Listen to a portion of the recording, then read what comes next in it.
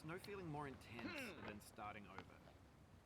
If you deleted your homework the day before it was due, as I have, or if you left your wallet at home and you have to go back after spending an hour in the commute.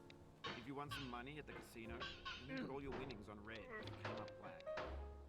If you got your best shirt dry cleaned before a wedding and then immediately dropped food on it.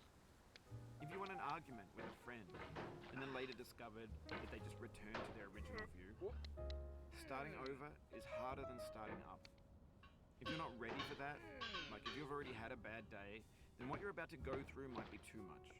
Feel free to go away and come back. I'll be here. Alright, thanks for coming with me on this trip. I'll understand if you have to take a break at any point. Just find a safe place to stop and quit the game. And don't worry, I'll save your progress, always, even your mistakes. This game is a homage to a free game that came out in 2002, titled Sexy Hiking. The author of that game was Jazzuo, a mysterious Czech designer who was known at the time as the father of B games.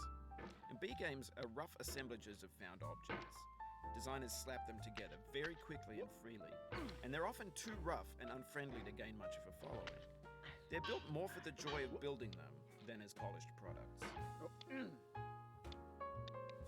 In a certain way, Sexy Hiking is the perfect embodiment of a B game.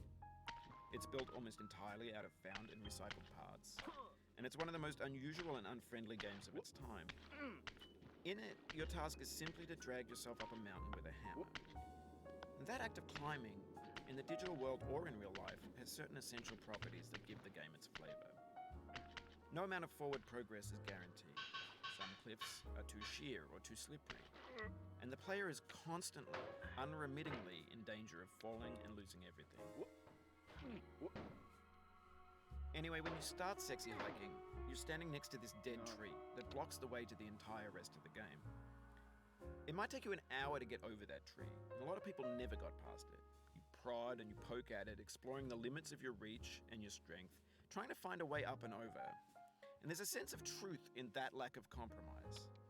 Most obstacles in video game worlds are fake. You can be completely confident